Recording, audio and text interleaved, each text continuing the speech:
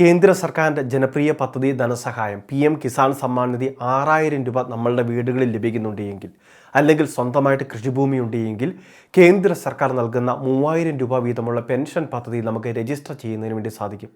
നമ്മളുടെ പേരുകൾ കൊടുത്ത് ഇപ്പോൾ രജിസ്റ്റർ ചെയ്യേണ്ട സമയമാണ്.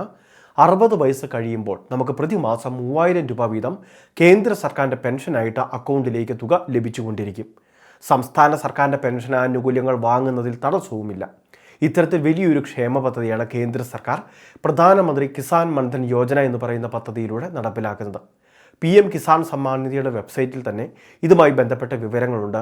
നമ്മളുടെ രാജ്യത്ത് രജിസ്റ്റർ ചെയ്ത എൻറോൾ ചെയ്ത കർഷകരുടെ വിവരങ്ങൾ നമുക്ക് കാണാൻ സാധിക്കും. കൃഷിഭൂമിയുമായി ബന്ധപ്പെട്ട് പ്രവർത്തിക്കുന്ന എല്ലാ വിഭാഗത്തിൽപ്പെടുന്ന ആളുകൾക്കും ഇതിലേക്ക് രജിസ്റ്റർ ചെയ്യാം. മറ്റ് ക്ഷേമനിധിയിലൊന്നും അംഗങ്ങളല്ലാത്ത വ്യക്തികൾക്കെല്ലാം ഇതിൽ പേര് രജിസ്റ്റർ ചെയ്യാം. എന്നാൽ ഇത് ചെയ്യുന്നതിന് സർക്കാർ ഒരു പ്രായപരിധി നിശ്ചയിച്ചിട്ടുണ്ട്. 18 വയസ്സ് മുതൽ 40 വയസ്സ് ഇടയിൽ പ്രായമുള്ള യുവതീ യുവാക്കൾക്കും ഈ സ്കീമിൽ രജിസ്റ്റർ ചെയ്യാൻ സാധിക്കുന്നതാണ്. അവർ കാർഷിക മേഖലയുമായിട്ട് ബന്ധപ്പെട്ട് പ്രവർത്തിക്കുന്നവരോ അല്ലെങ്കിൽ സർക്കാർ അല്ലെങ്കിൽ അർദ്ധ സർക്കാർ പൊതുമേഖലാ സ്ഥാപനങ്ങളിൽ ജോലിയൊന്നും ഉണ്ടാവാനും പാടില്ല. അപ്പോൾ അങ്ങനെയുള്ള സാധാരണക്കാർക്ക് വേണ്ടിയാണ്, കാർഷിക മേഖലയുമായി ബന്ധപ്പെട്ട് പ്രവൃത്തി പരിചയമുള്ള വ്യക്തികൾക്ക് വേണ്ടിയാണ് ഇത്തരത്തിലൊരു പെൻഷൻ പദ്ധതി. ഇന്നത് മാത്രമല്ല, ഈ ഒരു പദ്ധതി നമ്മൾ ക്ഷേമനിധി പോലെയാണ് പ്രവർത്തിക്കുന്നത്. അതായത് അംശാദായം ഇതിലേക്ക് അടയ്ക്കേണ്ടതായിട്ട് വരും. ഏറ്റവും ചെറിയ അംശാദായത്തിൽ, അതായത് 55 രൂപയിൽ പ്രതിവർഷം നമുക്ക് 3000 രൂപ വീതം 60 വയസ്സ് കഴിയുമ്പോൾ പെൻഷനാണ് ഇവിടെ കേന്ദ്ര സർക്കാർ പറയുന്നത്. 18 വയസ്സ് ചേരുമ്പോഴാണ് 55 രൂപ പ്രതിമാസം അടയ്ക്കേണ്ടത്. ഇനി നമ്മൾ ചേരുന്ന പ്രായപരിധി അനുസരിച്ച് തുകയിൽ വർധനവുണ്ടായേക്കാം. 200 രൂപ വരെയാണ് പരമാവധിയുള്ള വർധനവ്. അതായത് 40-ാം വയസ്സ് ചേരുമ്പോഴാണ് 200 രൂപ അടയ്ക്കേണ്ടി വരിക. 29-ാം വയസ്സ് ചേരുന്ന ഒരാൾക്ക് 100 രൂപ വീതം പ്രതിമാസം അടച്ചാൽ മതി. നമ്മൾ അടയ്ക്കുന്ന തുകയ്ക്ക് തുല്യവിഹിതം കേന്ദ്ര സർക്കാർ നിക്ഷേപിക്കുകയും പിന്നീട് ഇത് ഒരുമിച്ച് 3000 രൂപ വീതം നമുക്ക് പ്രതിമാസ പെൻഷനായിട്ട്, സാമൂഹിക സുരക്ഷാ പെൻഷനായിട്ട് കേന്ദ്ര സർക്കാർ നൽകുകയുമാണ് ചെയ്യുന്നത്.